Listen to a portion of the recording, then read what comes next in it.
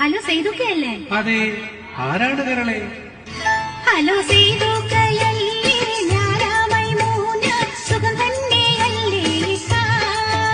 Hello, ഞാനാണ് സേതു, എന്താണ് മൈമു, എന്താ വിശേഷം പൊന്നേ?